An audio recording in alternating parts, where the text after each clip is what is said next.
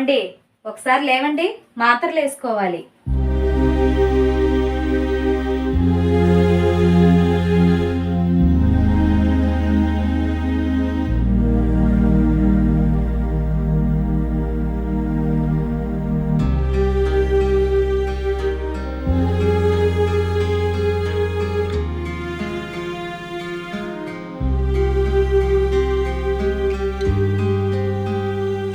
ఏం ఆలోచిస్తున్నారండి?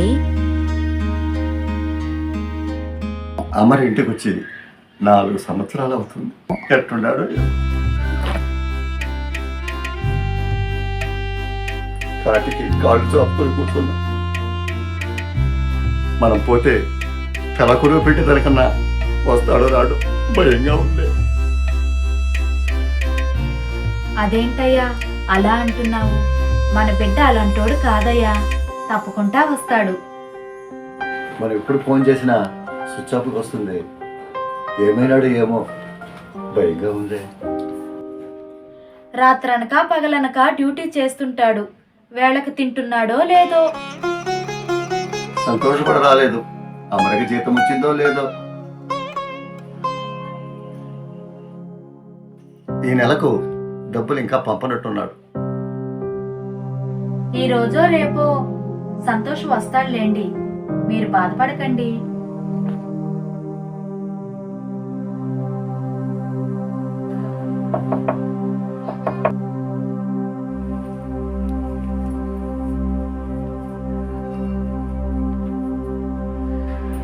ఎవరు? నేను పెద్దమ్మా సంతోష్.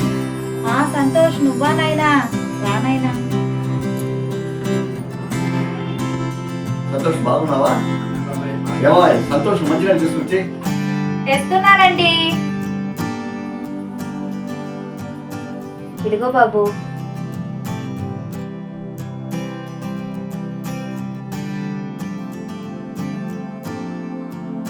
అడగడం మర్చిపోయాను, బాగున్నావా బాబు? బాగున్నా పెద్దమ్మా, మీరు బాగున్నారా? బాగున్నా నాయనా. ఎప్పట్లాగే మీ అబ్బాయి ఫోన్పే చేశాడు. అమౌంట్ తీసుకొచ్చాను బాబాయ్. ఇదిగోండి 5,000. లెక్క పెట్టుకోండి బాబాయ్. సరిగ్గానే ఉంటుందిలే బాబు.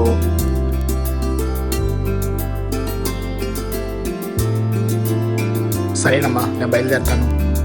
బాబాబు, ఏమీ అనుకోవద్దు నాయనా. నా బిడ్డ కళ్ళల్లో మెదలాడుతున్నాడయ్యా. ఒకసారి నీ ఫోన్తో ఫోన్ చేసి నా బిడ్డతో మాట్లాడించయ్యా. మేము ఇప్పుడు ఫోన్ చేసినా స్విచ్ ఆఫ్ అని వస్తుందయ్యా. నా బిడ్డతో మాట్లాడించయ్యా, నీకు పుణ్యం ఉంటుంది. నీ ఫోన్తో ఒకసారి నా బిడ్డకి ఫోన్ చేయి బాబు. నాకు చాలా పనిది పెద్దయ్యా, ఇంకెప్పుడైనా మాట్లాడిస్తానులే.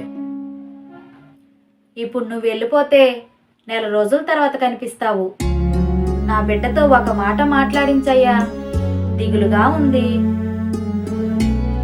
సరే, ఎక్కువసేపు మాట్లాడకుండా త్వరగా ఇవ్వండి.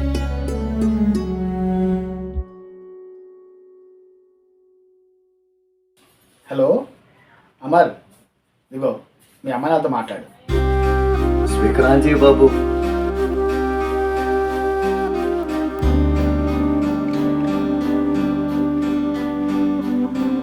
హలో నాయనా, అమర్. హలో అమ్మా, బాగున్నావా నాయనా? నేను బాగున్నానమ్మా, మీరు బాగున్నారా? మేం బాగున్నాం నాయనా. నువ్వు లక్ష్మి బాగున్నారా? అమరు బాగున్నావు నాయనా? బాగున్నావా నాన్న? మేము బాగున్నావు నాయనా. నువ్వు ఎక్కడున్నా క్షేమంగా ఉంటే చాలు నాయనా. బాబు అమర్, తిన్నావా నాయనా? నేను తిన్నానమ్మా, మీరు వేళకి తిని మందులు వేసుకోండమ్మా. అలాగే నాయనా. ఒకసారి ఇంటికొచ్చి పో నాయనా, నిన్ను చూసి చాలా రోజులు అయిపోయింది. అలాగే అమ్మా, ఇప్పుడు ఉంటాను. బాయ్ అమ్మా. బాయ్ నాన్న.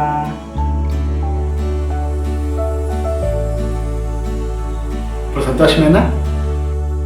చాలా సంతోషం నాయనా. అడగగానే మా అబ్బాయితో మాట్లాడించావు. నా ఆయుష్ కూడా పోసుకొని 100 ఏళ్ళు చల్లగుండు నాయనా. నిన్ను ఇబ్బంది పెడుతున్నందుకు ఏమనుకోకు నాయనా. పర్వాలేదు బాబాయ్. థ్యాంక్స్ బాబు. సరే ఇక నేను వస్తానమ్మా.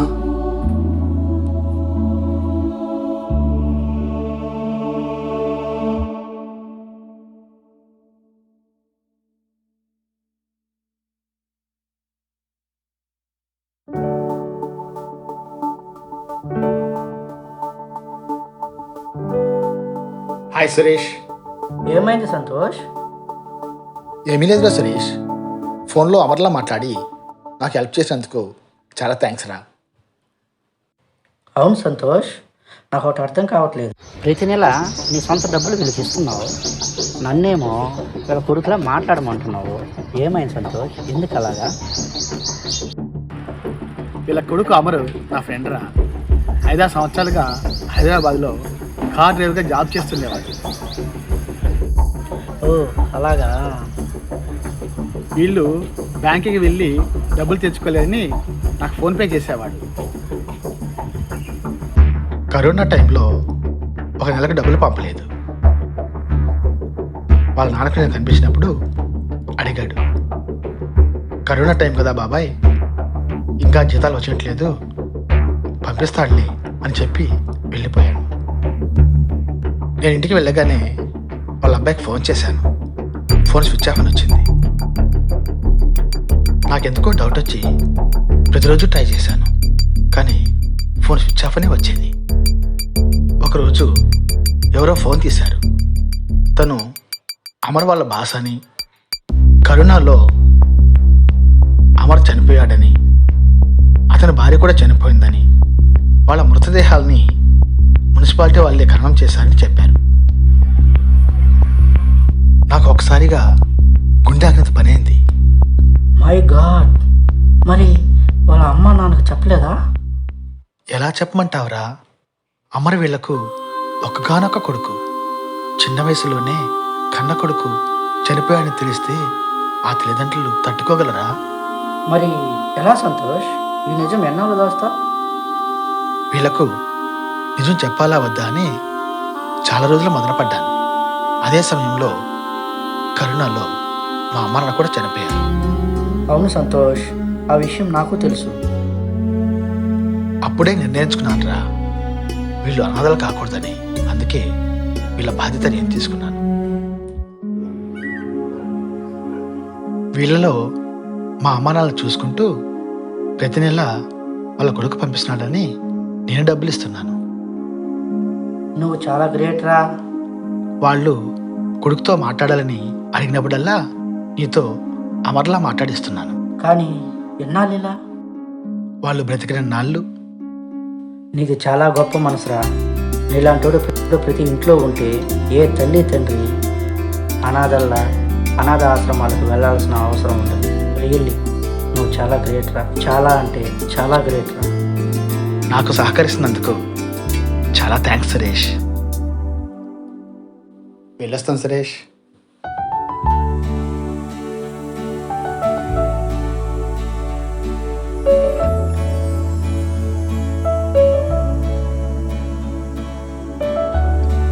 ఇలాంటి ఎందరో తల్లిదండ్రుల జీవితాలలో సంతోషాన్ని నింపుతున్న గొప్ప మనసున్న మానవతామూర్తులకు ఈ లఘు చిత్రం అంకితం.